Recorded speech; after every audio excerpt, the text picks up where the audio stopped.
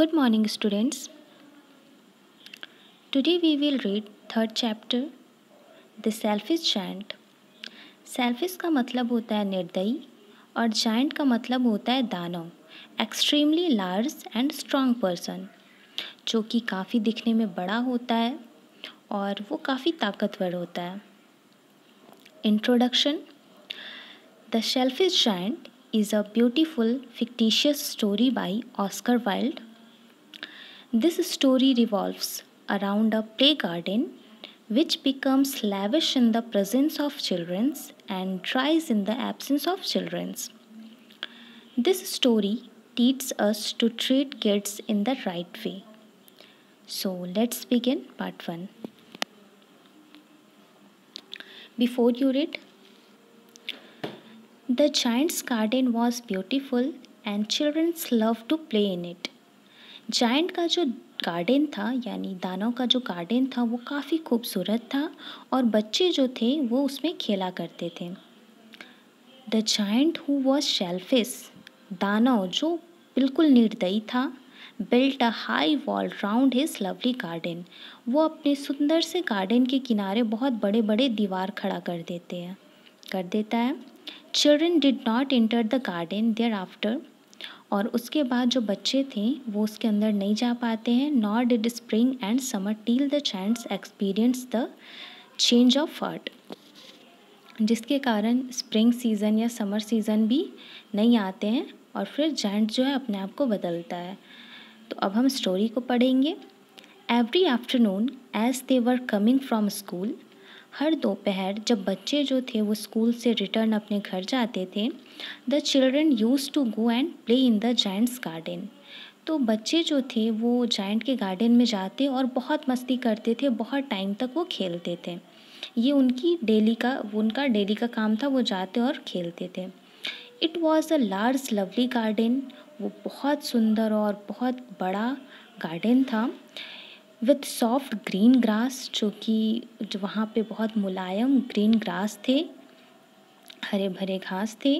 Here and there over the grass stood beautiful flowers like stars, और वहाँ पे बहुत सुंदर सुंदर फूल थे घास के ऊपर और ऐसा लगता था जैसे कि स्टार बैठे हुए हैं. And there were 12 peach trees that in the springtime broke out into delicate blossoms of pink and pearl. और वो जो थे वहाँ पे 12 पीच के ट्रीज़ थे जो कि स्प्रिंग टाइम में पिंक और पर्ल के रूप में उसकी कलियाँ निकलती थी. And in the autumn broke rich fruit, और ऑटम के टाइम में वो उसमें से फ्रूट निकल जाता था.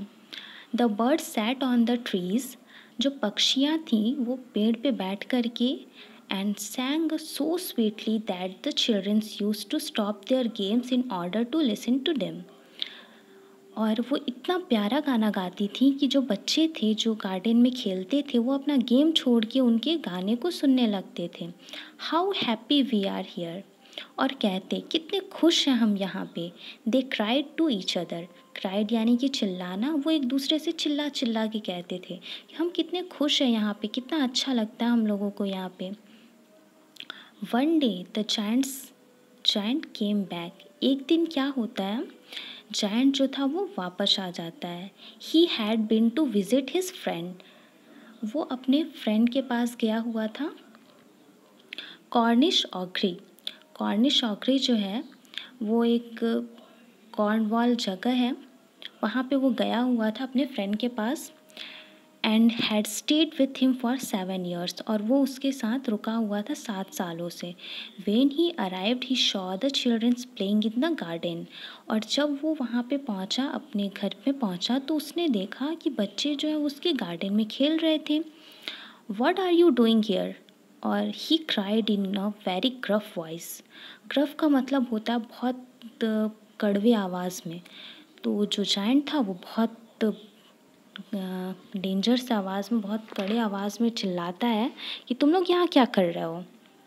And the children run away, और जो बच्चे थे वो डर करके वहाँ से भाग जाते हैं. My own garden is my own garden said the giant, और फिर दानव कहता है कि मेरा गार्डन मेरा है. Any one can understand that, और हर किसी को ये समझना पड़ेगा कि मेरा गार्डन केवल मेरा है and I will allow nobody to play in it but myself. और मैं यहाँ पे किसी को अलाउ नहीं करूँगा, किसी को इजाज़त नहीं दूँगा कि कोई भी यहाँ पे खेले। केवल मैं ही यहाँ के लिए सही हूँ, केवल मैं ही यहाँ रह सकता हूँ। So he built a high wall all around it.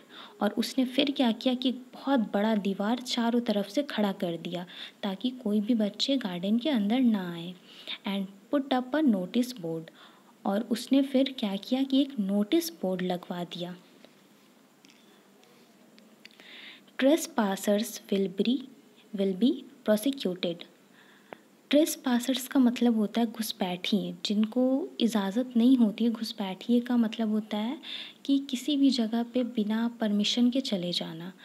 तो ट्रेसपासर्स जो थे, जो जायंट की मर्ज़ी के बिना उस गार्डन में जाएंगे, विल बी प्रोसिक्यूटेड का मतलब होता है कि उन्हें पनिशमेंट मिलेगी। तो ऐसा उसने बोर्ड वहाँ लगवा दिया। He was a very selfish giant. वो जो था बहुत सेल्फिश था, बहुत निर्दयी दानव था। The poor children had nowhere to play. तो अब क्या था कि जो बच्चे थे, गरीब बच्चे थे, उनके पास अब खेलने की कोई जगह नहीं थी। They try to play on the road. उन्होंने कोशिश की कि हम रोड पे खेलेंगे, but the road was very dusty and full of hard stones. लेकिन जो रोड था वो बहुत गंदा था और पत्थरों से भरा हुआ था। And they did not like it. और उन्हें पसंद नहीं आया वहाँ खेलना। वहाँ कंकड़ भी थे, पत्थर भी थे, जिसके कारण कि वो अच्छे से खेल नहीं पाते थे। और गार्डन में उन्हें काफ़ी हरा भरा घास मिलता था, वो अच्छे से खेल लेते थे, लेकिन वैसी स्थिति में वो खेल भी नहीं पाते। They used to wander round the high walls when their lessons were over। और यहाँ पे वेंडर का मतलब है सोचना। वो क्या करते थे, जब उनका लेसन ख़त्म हो जाता था, क्लास ख़त्म हो जाता है स्कूल से, जब वो रिटर्न आते तो बस वो उनके बारे में सोचते। And talk about the beautiful garden inside. और उसके बारे में बात करते कि कितना अच्छा गार्डन है इसके अंदर, उस बड़े बड़े दीवारों के अंदर कितना सुंदर गार्डन है। How happy we were there. हम लोग वहाँ पे कितने खुश थे। They said to each other. वो एक दूसरे से कहते कि हम वहाँ पे कितने खुश थे। देन द स्प्रिंग केम। और उसके बाद बसंत का सीज़न आया। ये जो स्टोरी है वो एक ब्रिटेन की कहानी है, जहाँ पे स्प्रिंग सीज़न का आना बहुत खुशियाँ लेकर आता है, जो मौसम को बिल्कुल चेंज कर देता है। और ये जो हम पार्ट पढ़ रहे हैं इसमें देखेंगे हम कि जो नेचर है वो एक दूसरे से खुद से बात करते हैं, और वो किस तरह से बात करते हैं वो हमें इसमें पढ़ना है। And all over the country there were little blossoms and little birds. Only in the garden of the shellfish giant it was still winter.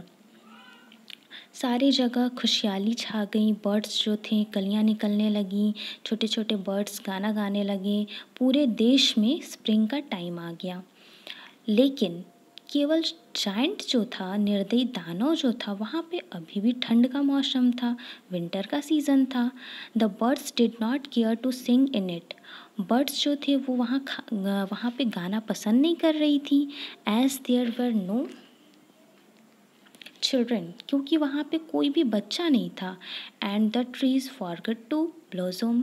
और वहाँ पे जो पेड़ थे वहाँ से कलियाँ निकलना बंद हो गई। सब चीज़ वो भूल चुके थे कि हमें क्या करना है, क्योंकि वहाँ पे विंटर का सीज़न था, तो किसी को कुछ याद ही नहीं था कि हमें करना क्या है। Once a beautiful flower puts its head out from the grass. तभी एक जो थी, एक बहुत सी छोटी सी सुंदर सी जो ग्रास थी, उसमें से एक कली निकलती, एक फ्लावर निकलती है। लेकिन but when it saw the notice board it was so sorry for the children that it slip back into the ground again. और जब वो कली निकलती, वो फ्लावर निकलता है, फूल, और वो नोटिस बोर्ड को देखती है तो उसे बहुत ख़राब लगता है कि क्या हुआ इन बच्चों के साथ। और फिर वो इतना सॉरी फील करती है उन लोगों के लिए, उन्हें बुरा लगता है उस कली को, उस फ्लावर को। और वो चुपचाप फिर से अपने घर में चली जाती और सो जाती कि मुझे अब नहीं निकलना। And went off to sleep. और वो सो जाती है। The only people who were pleased were the snow and the frost. वहाँ पे केवल दो ही लोग खुश थे, एक स्नो यानी कि बर्फ़, हिमपात जिसे कह सकते हैं, और दूसरा फ्रॉस्ट यानी कि बर्फ़ की जो परतें होती हैं, जो किसी चीज़ पे एक लेयर टाइप जम जाती है वो। तो ये दोनों ही वहाँ पे केवल खुश थे क्योंकि विंटर का टाइम था और वही थे केवल। Spring has forgotten his this garden. Spring जो था यानी कि बसंत सीज़न जो था वो भूल चुका था कि मुझे यहाँ आना भी है। दे cried.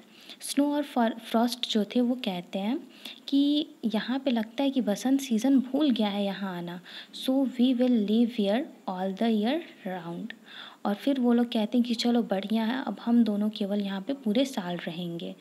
The snow covered up the grass with her great white cloak and the first frost painted all the trees silver. जो वहाँ पे ग्रास थे वो ठंड के कारण पूरे वाइट पड़ गए थे। क्लॉक का मतलब होता है रज़ाई, तो एक रज़ाई की तरह पूरा का पूरा ढक चुका था। पेड़ जो थे उसको स्नो ने कवर कर दिया था।